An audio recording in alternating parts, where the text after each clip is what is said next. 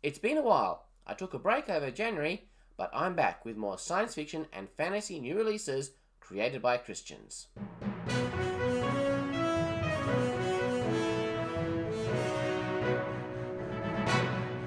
This is the Christian Fantasy and Science Fiction Bulletin for January and February 2020. I'm Adam David Collins. And if you want to make sure you keep up with the latest releases in the Christian sci-fi and fantasy world, be sure to subscribe and click the bell notification so you don't miss anything. Sharon has released Hidden Current, the first book in the Dancing Realms. The dancers of the Order direct their floating world of Meriel with their movement, but are they steering it towards destruction? Kalara spent her life learning the dance patterns and seeking to become the perfect servant to her people. When she discovered the work of the Order is built on lies, she flees with a rough-edged herder, Brentley of Winswell.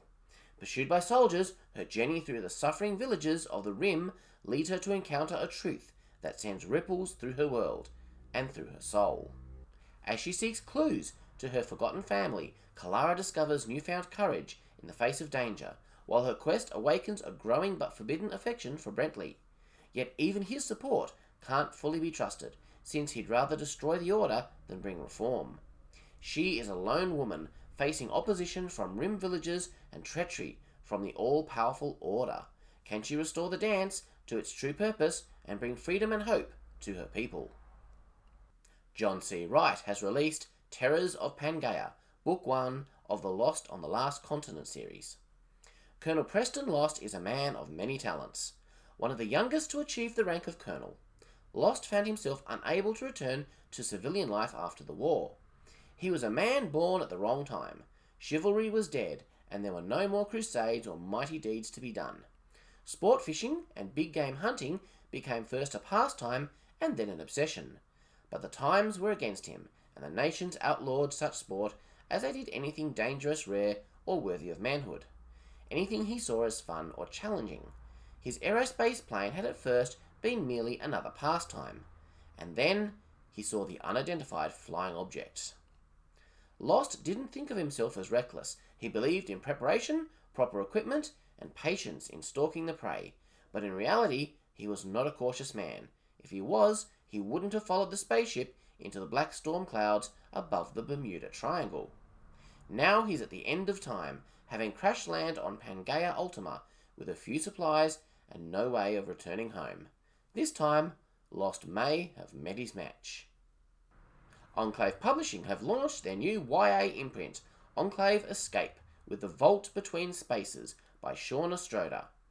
Every legend must start somewhere. No prisoner who enters the gates of Hopewell ever leaves, but from the moment Oriel sets foot inside Anatroshka's most formidable prison camp, she unsettles both commandant and prisoner alike with the eyes that see beyond the surface and music that trails her everywhere. Petite and delicate though she appears, Oriel bows before neither threat nor punishment. Moreover, she makes no attempt to hide her intention. Oriel plans to escape the inescapable Hopewell. But when facades are stripped away and myth becomes clothed in flesh, what begins as a prison break becomes a mission to stop the invasion of evil itself. And Enclave are publishing their first ever audiobook, For Whom the Sun Sings by W.A. Fulkerson. This YA fantasy releases in March, so I'll talk more about it next time. The book will also be available in ebook and hardback formats. W. Sherry has released Hero of the Fallen, Book 1 in the Redemption series. The time of change in the world has come when Will turns 16 and discovers he was born without the magical restraints that have bound his people to the mountain for centuries. Armed with the ability to pass through the ancient barrier surrounding the Mount of Fallow, Will leaves everything and everyone he's ever known to seek a way to free his people. Will believes his mission will be simple, but as the truth about his people's captivity begins to emerge, a startling revelation throws his plans into turmoil. The land's rightful king, held prisoner by the Empire for centuries, has chosen Will to be the catalyst for his rebellion. Now, to save his people, Will must first find the king, but not even his mysterious new abilities can protect him from the Empire, which is determined to prevent knowledge of Will's people's power from spreading. If Will fails, it will cost him his life, But more than that, the rebellion will fail. N.L. Halverstock has released Space Murder, Book 1 in the Captain Liz Laker adventures. Once the star student of her training class, Captain Liz Laker is now an outcast, a casualty of family scandal. Now stuck in the worst post in the fleet, she should keep her head down. But when a cerulean passenger is found decapitated and Liz is framed for the murder, she has no choice but to fight for her life. No easy feat when she's facing kidnapping, ship-eating whales, horse-sized spiders, and corrupt fleet officers with personal vendettas. And in the middle of the intergalactic drama, her ex-fiancé reappears. Captain Liz needs to clear her name, and fast. Elizabeth Klein has released Jock McClock's Alien Encounter, Book 11 in the Jock McClock series. When Jock McClock sees something bright flash across the night sky, he's certain an alien spacecraft landed in Orion Field on the other side of town. In true spy fashion, he goes to investigate. Strange noises come from the deserted factory nearby, and there are scorch marks on the ground, all indicating an alien crash site. After Jock locates a hole in the fence, he sneaks through to get a better look. Spooked by the sight of silver-suited beings with waving tentacles on their heads, he tries to escape, only to get caught on the fence. He is saved by Dr. Awaja, a scientist who once worked at the factory, and they flee the area. Dr. Awaja informs Jock of an illegal drug lab operating inside the factory and that he should stay away for his own safety. Jock does not heed the warning and decides to return to take a photo, convinced there are aliens inside the factory and not criminals.